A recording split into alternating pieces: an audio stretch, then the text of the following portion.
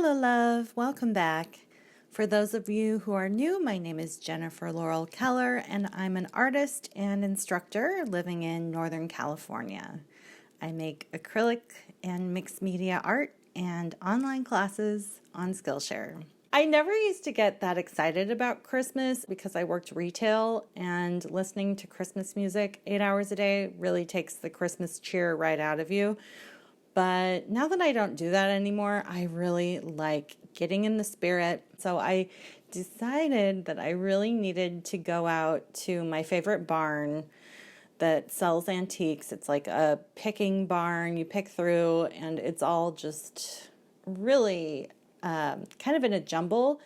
It's not that crowded. Typically, there's only like 2 other cars there during the week. It's down in the Sacramento Delta, which is kind of a rural area down the river, and it takes me about a half an hour to get there. It's a really pleasant drive. A lot of the fall colors are still really vibrant, so lots of brilliant yellow leaves. It was really nice to drive out that way. So this junk barn, I've been going out there for maybe 5 years. It's hard. It's crazy. Time flies.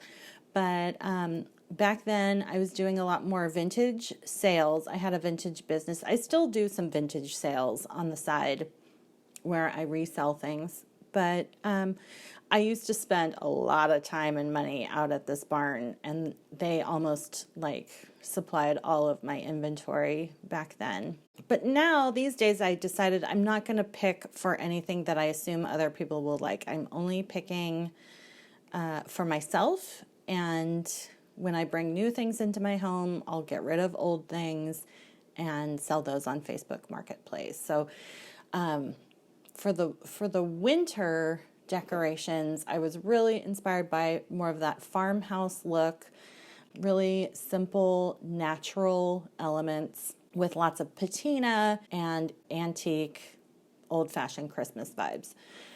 But I don't pick out a lot of things that are specific to Christmas. It's more like a base that I could use any time of the year and decorate with greenery and ornaments. I wanted to just share a few things that I picked. I know this isn't really art related, but it's kind of like my break in between. It feels really creative to me, so I just feel like sharing it with you. Hopefully you like this. So the first thing I picked up was a wreath, and I've been inspired by making wreaths, and I decided I needed more wreath forms. So this one has like a nice natural woven twiggy look, and it had some tacky fake greenery that was wired to it. So I just took that off. I just kind of like it without anything on it, and then next year when we make wreaths again, I can use this for a fresh wreath. And then the next thing I got was this cute little handmade wooden truck. I thought it would look really cute with like a miniature Christmas tree in the back. It's not specific to Christmas, but I can make it Christmassy, and I think it's really cute. And then I got this gorgeous creel wicker basket, and creel is another word for these fishing style baskets. Again, not that Christmassy, but it does give the cabin vibe and that old-fashioned feeling, which I like. And then I got this cute little wooden box, and it has this gorgeous patina. And I see this working with recipes, like storing recipes in the kitchen, something like that. But I just really like storage items. Okay, and so next I want to move into what I got for my studio. So I almost didn't get this. I picked up this chippy metal piece. It has 24 cubbies, and I can tell that it used to be used in somebody's garage. It had kind of like a greasy film on the bottom, like something spilled underneath it, but it's kind of dented and chipped and rusty, and I absolutely love it for storing my smaller art supplies. I love seeing my paints in there. I have everything from office supplies, Post-its, pens, pencils, scissors, acrylic medium, and some of my metallic and iridescent paints and glue, and my acrylic paint. I tried keeping my brushes in there, and they were just, I didn't think I would really keep it up. I like to have those standing up in a vase. And then next, I got these ceramic crock containers that you would typically expect to see in a kitchen, holding sugar and flour and things like that. These are rather large. These I'm storing my backstock of paint and painting materials in. And the lids are so heavy, but I don't need to access this very often. And originally I had some papers down here and some boards and stuff like that in a basket. And I really like how these are closed. So it just gives it a clean look and it doesn't look like a jumble of art supplies. I like the color of them as well. Next, I picked up this suitcase. And I love the design because it goes with a suitcase that I already own that used to belong to my great-grandma. And they have a similar style. So they're probably from the same era. I think they go really cute as a set. And what I love about these type of suitcases is that you can store paintings in them. My typical size of painting these days is 11 by 14. And what I've done in the past is take a suitcase to like art shows or when I've done art fairs, and I open it up and you can prop the paintings up inside and people can flip through them. So it's a really cute way of displaying several prints or paintings at once. And they're great for storage around the studio. I love just kind of the little visual upgrade that my studio got with those. So I've gotten these little projects about halfway done. And I wanted to get something up on Skillshare for you, but I haven't been making a class this week. I've been like playing with my decor and involved in a few projects. So what I did was upload an old class to Skillshare. I had this class originally on my website and it's called Color Quest, how to mix any color you want with acrylics. I made the class specifically for hosting on my own website, but now I've transitioned all of my classes over to Skillshare, except for this final one wasn't up yet because some of the dialogue in the class was specific to hosting the class on my website instead of Skillshare, so it didn't really make sense to watch it on Skillshare. So I just removed a couple of sentences and all of the lessons are still the same. And I uploaded it to Skillshare. It didn't take me more than a day.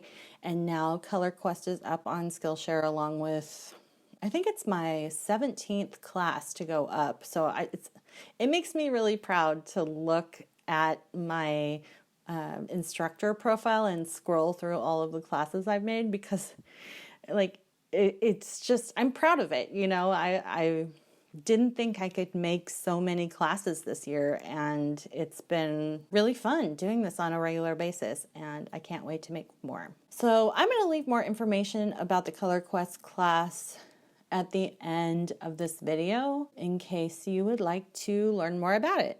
So stay tuned for that. Today my husband's out of town playing in a disc golf tournament, and it sounds like he's on this really cool farm where they also throw weddings when they can. So he's at his happy place playing disc golf. It's his favorite thing these days.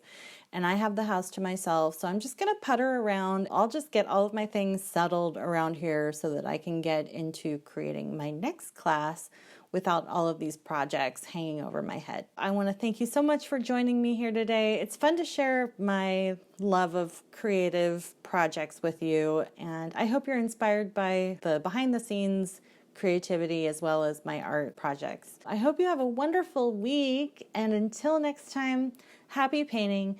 Much love. Art is magic. It reveals to us the emotions and beauty in our surroundings and within our souls. It can inspire and relax us, make us laugh and cry, and is worth 1,000 words. Every artist wants to capture the essence of the scenes in our work, but when it comes to color mixing in your art, it might seem like something's missing. Maybe you seem to be running into muddy colors, or perhaps your paintings seem to lack dimension and end up feeling flat. Or possibly you're not quite sure how to start or which paints to buy. The paint aisle at the art store is a big place, and there are so many choices which can be a little intimidating. If this sounds familiar, it's likely that you need more information and practice with color theory and mixing. And the good news is that I can help. My name is Jennifer Laurel Keller. I've worked in the arts for over 20 years as a painter, teacher, a frame designer, and I've also worked in art supply sales and art galleries.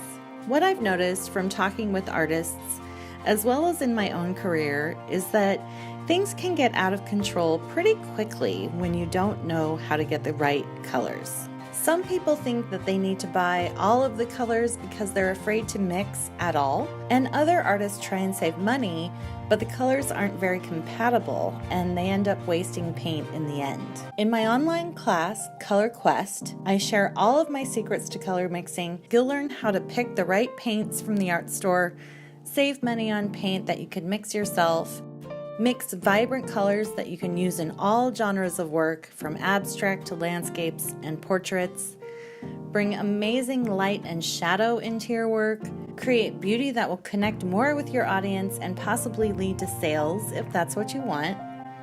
And your painting sessions will be so much more fun because you'll be mixing colors that make more sense and that you'll be proud of. In this class, you'll get video lessons where we create studies covering the color wheel, complementary colors, analogous colors, earth tones, tinting, shading, the grayscale, hues, and how to pick your own unique palette for what you want to achieve.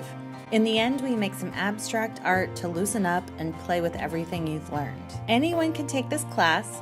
You'll be able to follow along just like if you were right there with me, looking over my shoulder as I talk you through every decision and move I make. So come with me on a color quest, and I promise you breakthrough after breakthrough will get you on the course for mixing color with more joy and ease.